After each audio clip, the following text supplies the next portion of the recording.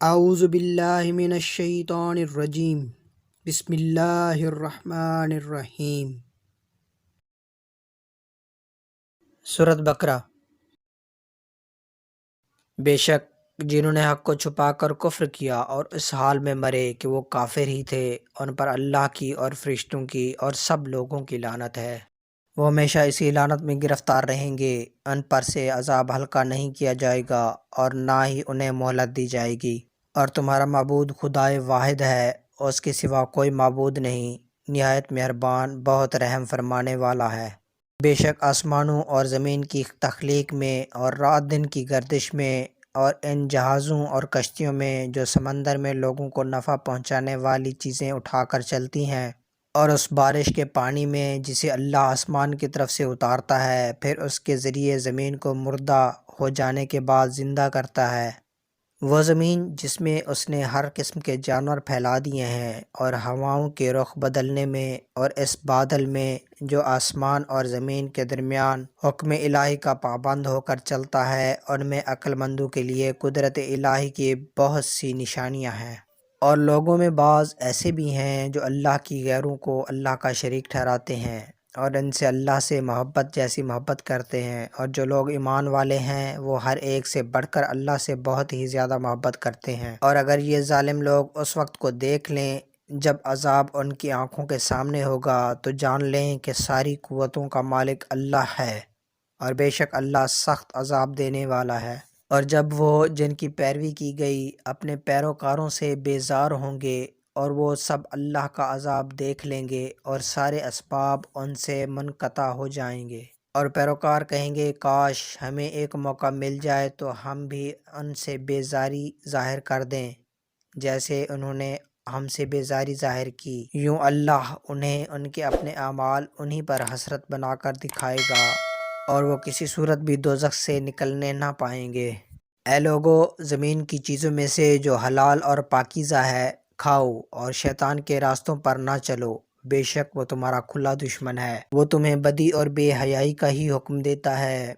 اور یہ بھی کہ تم اللہ کی نسبت وہ کچھ کہو جس کا تمہیں خود علم نہ ہو۔ اور جب ان کافروں سے کہا جاتا ہے کہ جو اللہ نے نازل فرمایا ہے اس کی پیروی کرو تو کہتے ہیں نہیں، بلکہ ہم تو اسی روش پر چلیں گے جس پر ہم نے اپنے باپ دادا کو پایا ہے، اگرچہ ان کے باپ دادا نہ کچھ عقل رکھتے ہوں اور نہ ہی ہدایت پر ہوں۔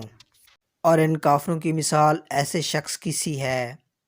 جو کسی ایسے جانور کو پکارے جو سوائے پکار اور آواز کے کچھ نہ سنتا۔ یہ لوگ بہرے، گونگے، اندھے ہیں، سو انہیں کوئی سمجھ نہیں۔ اے ایمان والو، ان پاکیزہ چیزوں میں سے کھاؤ جو ہم نے تمہیں عطا کی ہیں، اور اللہ کا شکر ادا کرو اگر تم صرف اس کی بندگی بجا لاتے ہو۔ اس نے تم پر صرف مردار اور خون اور سور کا گوشت اور وہ جانور جس پر ذبح کے وقت غیر اللہ کا نام پکارا گیا ہو حرام کیا ہے۔ پھر جو شخص سخت مجبور ہو جائے، نہ تو نافرمانی کرنے والا ہو اور نہ حد سے بڑھنے والا ہو، تو اس پر زندگی بچانے کی حد تک کھا لینے میں کوئی گناہ نہیں، بے شک اللہ نہایت بخشنے والا مہربان ہے۔ بے شک جو لوگ کتاب کو جو اللہ نے نازل فرمائی ہے چھپاتے ہیں اور اس کے بدلے حقیر قیمت حاصل کرتے ہیں،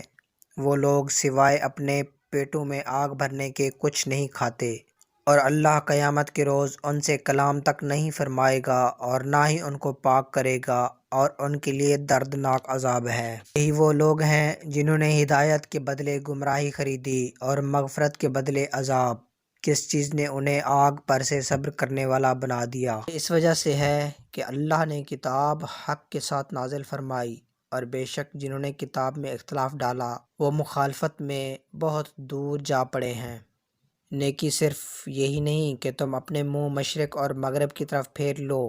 بلکہ اصل نیکی تو یہ ہے کہ کوئی شخص اللہ پر اور قیامت کے دن پر اور فرشتوں پر اور اللہ کی کتاب پر اور پیغمبروں پر ایمان لائے، اور اللہ کی محبت میں اپنا مال قرابت داروں پر اور یتیموں پر اور محتاجوں پر اور مسافروں پر اور مانگنے والوں پر اور غلاموں کی گردنوں کو آزاد کرانے میں خرچ کرے اور نماز قائم کرے اور زکوٰۃ دے، اور جب کوئی وعدہ کریں تو اپنا وعدہ پورا کرنے والے ہوں، اور سختی میں اور مصیبت میں اور جنگ کی شدت کے وقت صبر کرنے والے ہوں۔ یہی لوگ سچے ہیں اور یہی پرہیزگار ہیں۔ اے ایمان والو، تم پر ان کے خون کا بدلہ فرض کیا گیا ہے جو ناحق قتل کیے جائیں، آزاد کے بدلے آزاد اور غلام کے بدلے غلام اور عورت کے بدلے عورت۔ پھر اگر اس کو اس کے بھائی کی طرف سے کچھ معاف کر دیا جائے تو چاہے کہ بھلے دستور کے موافق پیروی کی جائے اور اچھے طریقے سے اس تک پہنچا دیا جائے۔ یہ تمہارے رب کی طرف سے رعایت اور مہربانی ہے۔ بس جو کوئی اس کے بعد زیادتی کرے تو اس کے لیے دردناک عذاب ہے، اور تمہارے لیے قصاص یعنی خون کا بدلہ لینے میں ہی زندگی کی ضمانت ہے،